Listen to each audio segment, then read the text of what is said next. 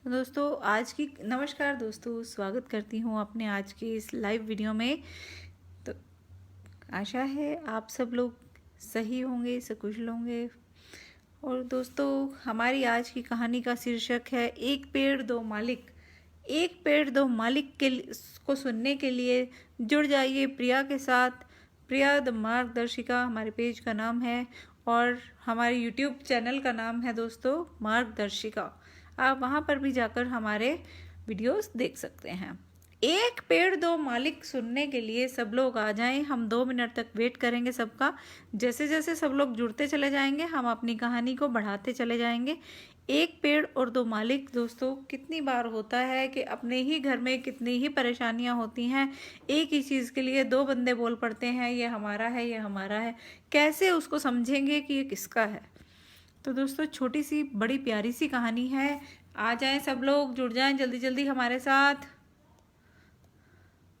हम हाय लिख देते हैं सबको। हाय हेलो लिखते चलें दोस्तों, ताकि हमें भी पता चलता रहे कौन कौन लोग हमारे साथ जुड़ते जा रहे हैं। तो दोस्तों ये कहानी हमारी शीर्षक है इतने सब लोग आए। तो तब तक हम अपनी छोटी सी कहानी का शीर्षक फिर से दोहराते हैं, एक पेड़ दो मालिक। चलिए शुरू करते हैं दोस्तों आज की हमारी कहानी। अकबर बादशाह दरबार लगाकर बैठे थे। तभी राघव और केशव नाम के दो व्यक्ति अपने घर के पास में लगे हुए एक आम के पेड़ का मामला लेकर पहुंचे। दोनों व्यक्तियों का कहना था कि वे एक ही आम के असली मालिक हैं। अब एक ही पेड़, आम का पेड़, उसके दो असली मालिक कैसे हो सकते हैं दोस्तों। राजा के लिए ये प्रश्न थोड़ा टेढ़ा था। और एक व्यक्ति बोलता था कि आम के पेड़ का असली मालिक वो है, और दूसरा व्यक्ति कहता था ये झूठ बोल रहा है, इसका मालिक मैं हूँ। क्योंकि आम का पेड़ फलों से लदा हुआ था, इसलिए दोनों में से कोई उसके ऊपर से अपना दावा हटाना नहीं चाहता था दोस्तों। सब दोनों लोग कह रहे थे ये मेरा है, ये मेरा है। उनको लग रहा था कि आम का पेड़ है, आम से लदा हुआ है, तो मार्केट में आम बिकेगा तो हम पैसा कमाएंगे। मामले की सच्चाई जानने के लिए अकबर और राघव केशव के आसपास रहने वाले लोगों के बयान सुनते हैं, पर कोई फायदा नहीं हो पाता। सभी लोग कहते हैं कि दोनों ही पेड़ को पानी देते थे, और अब दोनों ही पेड़ को पानी देते थे। राजा के लिए तो बड़ी समस्या की बात हो गई। दोनों ही पेड़ के आसपास कई बार देखे जाते थे। पेड़ की निगरानी करने वाले चौकीदार से भी यही सुनने को मिला कि दोनों ही लोग आसपास के इसके रहते थे, पानी देते थे, सींचते थे। उसको लगता था मेरा पेड़ है, राघव को लगता था मेरा पेड़ है, क्योंकि राघव और केशव दोनों ही पेड़ की रखवाली करने के लिए चौकीदार को पैसे देते थे। अब चौकीदार भी उस बात को सही नहीं कर पा रहा था कि ये पेड़ असल में है किसका। अंत में अकबर थक हार कर अपने चतुर सलाहकार मंत्री बीरबल की सहायता लेते हैं। बीरबल तुरंत ही मामले की जड़ पकड़ लेते हैं। बीरबल की आदत है जड़ को पकड़ना। तो दोस्तों क्या इसमें हमें मिल रहा है सुनने को। आगे हम कहानी को चालू रखेंगे। तो अभी तक की कहानी जो हमारे साथ अभी जुड़े हैं कि एक राजा का दरबार लगा है, उसमें दो लोग आते हैं जिसका एक ही आम का पेड़ है, और दोनों लोग बोलते हैं ये आम का पेड़ मेरा है, वो बोलते हैं मेरा है। कई बार होता है ना दोस्तों घर में कि ये घर मेरा है, ये घर मेरा है, आपस में लड़ाई हो जाती है। तो देखते हैं कि राजा इसका निपटारा कैसे करते हैं। अंत में अकबर थक हार कर अपने चतुर सलाहकार मंत्री बीरबल की सहायता लेते हैं। बीरबल तुरंत ही अपने मामले को जड़ से पकड़ लेते हैं। उन्हें सबूत के साथ मामला साबित करना होता है कि कौन सा पक्ष सही है, कौन सा झूठा। इसलिए वह एक नाटक रचाते हैं। बीरबल आम के पेड़ की चौकीदारी करने वाले चौकीदार को एक रात अपने पास रोक लेते हैं।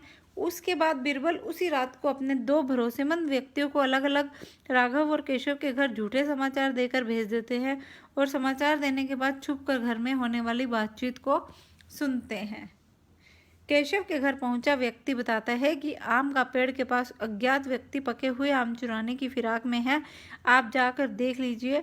यह खबर देते वक्त केशव घर पर नहीं था, पर केशव के घर आते ही उसकी पत्नी यह खबर केशव को सुनाती है। कि आम के पेड़ पे से कोई आम चुरा कर ले जाने वाला है। केशव बोलता है, हाँ हाँ सुन लिया, अब खाना लगा। वैसे भी बादशाह के दरबार में अभी फैसला होना बाकी है, पता नहीं हमें मिलेगा कि नहीं। खाली पेट चोरों को लड़ने की ताकत मेरे अंदर नहीं है। वैसे भी चोरों के पास तो आजकल हथियार भी होते हैं, मैं लड़ने कहाँ जाऊँगा। आदेश झूठा समाचार पहुंचाने वाले व्यक्ति केशव की यह बात सुनकर बीरबल को बता देता है। आदेशानुसार झूठा समाचार पहुंचाने वाला यह व्यक्ति केशव की यह बात सुनकर बीरबल को यह संदेश पहुंचा देता है। राघव के घर पहुंचा व्यक्ति बताता है कि आम के पेड़ के पास कुछ अज्ञात व्यक्ति पके फल आम चुराने की फिराक में बैठे हैं, आप आज जाकर देख लीजिएगा। यह खबर देते ही वक्त राघव भी अपने घर पर नहीं होता, पर राघव के घर आते ही उसकी पत्नी उसको खबर सुनाती है। राघव आप देखता है, नताब देखता है, फौरन लाठी उठाकर पेड़ की ओर भागता है। उसकी पत्नी आवाज़ लगाती है, अरे खाना तो खाते जाओ। राघव जवाब देता है, खाना भागा नहीं जाएगा, हमारे आम के पेड़ से आम चोरी हो गए तो वापस नहीं आएंगे। इतना बोलकर राघव दौड़ता है पेड़ की तरफ, तो पेड़ के पास चला जाता है। आदेश अनुसार झूठा समाचार पहुंचाने वाला व्यक्ति बीरबल को सारी बात बता देता है। दूसरे दिन अकबर के दरबार में राघव और केशव को बुलाया जाता है और बीरबल रात को किए हुए परीक्षण का वृत्तांत बादशाह अकबर को सुना देते हैं, जिसमें भेजे गए दोनों व्यक्ति गवाही देते हैं। अकबर राघव को आम के पेड़ का मालिक घोषित करते हैं और केशव को पेड़ पर झूठा दावा करने के लिए कड़ा दंड देते हैं। दोस्तों, कितनी सुंदर सी ये कहानी। हमें पूरे मामले को जड़ से समझना चाहिए, चतुराई से उसको सुलझाने की कोशिश करनी चाहिए, अपने बुद्धि का इस्तेमाल करना चाहिए। सच तो यही है, जो व्यक्ति परिश्रम करके अपनी किसी वस्तु या संपत्ति का जतन करता है उसे उसकी परवाह अधिक होती है। दोस्तों, जो परिश्रम करके अपनी किसी वस्तु या संपत्ति को हासिल किए है उसकी परवाह तो नेचुरल है कि उसको ज़्यादा ही होगी। तो ठगी करने वाले व्यक्ति को अंत में दंडित होना पड़ता है, इसलिए कभी किसी को धोखा ना दें। तो दोस्तों, कितनी प्यारी सी ये कहानी थी। तो अब हम दोबारा से लाइव आते हैं और सुनते हैं अपनी और मनोरंजन कहानियाँ। तब तक बने रहिएगा हमारे साथ। आज की कहानी सुनने के लिए बहुत बहुत धन्यवाद।